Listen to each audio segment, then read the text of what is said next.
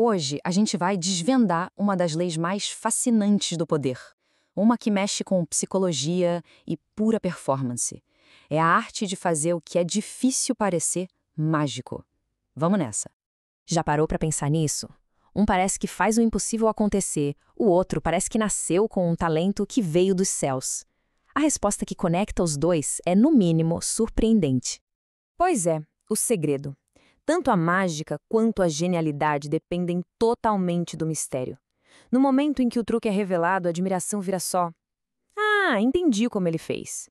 E aí, o poder todo se esvai. Então, como é que se aplica esse princípio no dia a dia? O lance é construir uma persona, sabe? Uma aura de genialidade que parece ir muito além do esforço humano comum. A sacada aqui é a seguinte: quando as horas de suor, os erros, a prática exaustiva, quando tudo isso fica escondido, o que sobra é uma performance que parece quase sobre-humana, um talento nato. Mostrar o quanto se ralou para chegar em algum lugar pode até gerar uma certa simpatia, mas raramente inspira admiração. Na verdade, diminui o valor da conquista, transforma em algo que, qualquer um poderia fazer se tentasse o suficiente. Mas não é só para criar admiração, não. Quais são os benefícios estratégicos de fazer tudo parecer tão natural? Existem 3 vantagens cruciais que a gente vai ver agora. Primeiro, cria-se essa aura de poder quase mística, que faz as pessoas se perguntarem como isso é possível.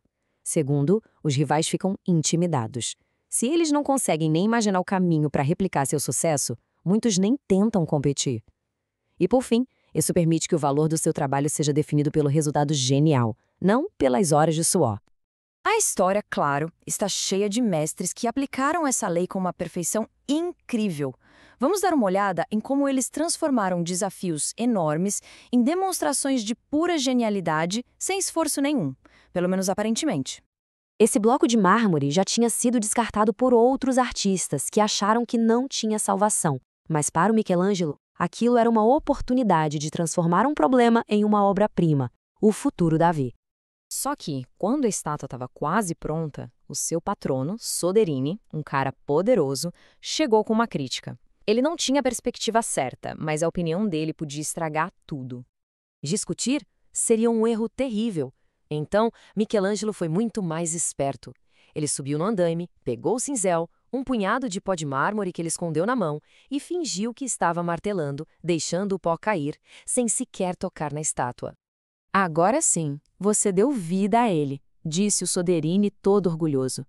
Michelangelo simplesmente satisfez o ego do seu chefe e protegeu sua arte.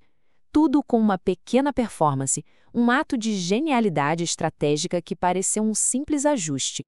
Anos depois, o arquiteto Christopher Wren passou por algo parecido. Ele projetou a prefeitura de Westminster, e o prefeito, morrendo de medo que o segundo andar caísse, insistiu que ele colocasse mais 2 colunas de suporte. Colunas que o Wren sabia que eram totalmente desnecessárias. A solução do Wren foi brilhante. Primeiro, ele construiu as colunas para acalmar o prefeito. Mas aqui está o segredo. Anos depois, descobriram que elas eram só de enfeite, parando a centímetros do teto. O resultado? Ele deixou o cliente feliz e, de um jeito sutil e elegante, provou para a história que o projeto original dele era perfeito desde o início. Mas e o que acontece quando essa lei é violada? A história de Coriolano, um herói romano, é um alerta bem poderoso sobre os perigos de destruir o próprio mistério. Enquanto estava no campo de batalha, Coriolano era uma lenda, um herói misterioso e super respeitado. Mas aí ele resolveu entrar para a política e quebrou a regra de ouro. Começou a falar. E falou demais. Suas opiniões arrogantes, sua raiva, tudo isso destruiu a aura mística. A lenda deu lugar a um cara comum e o povo, totalmente desiludido, baniu ele de Roma para sempre. E essa citação resume perfeitamente a lição. A aura de poder do Coriolano não vinha só do que ele fazia, mas do que as pessoas imaginavam sobre ele. Ao falar sem filtro, ele destruiu essa imagem e, junto com ela, todo o seu poder. Chegamos então à síntese dessa lei. É uma filosofia que exige, na verdade, uma disciplina tremenda, não para evitar o trabalho, mas para saber como apresentá-lo. E olha, este é um ponto fundamental. O objetivo não é ser preguiçoso, muito pelo contrário. O esforço é dobrado. Primeiro, para executar a tarefa com perfeição e depois para esconder todo esse esforço. Cada movimento gracioso de um dançarino, cada pincelada perfeita de um pintor, cada solução elegante de um estrategista. Tudo isso é resultado de incontáveis horas de prática, longe dos olhos do público. A performance é o que celebramos, não o ensaio. E com isso, fica uma provocação. No mundo que vive falando em transparência, pensar estrategicamente sobre quando mostrar o suor e quando apresentar apenas a mágica, bom, isso pode ser a diferença entre ser visto como competente e ser considerado um gênio.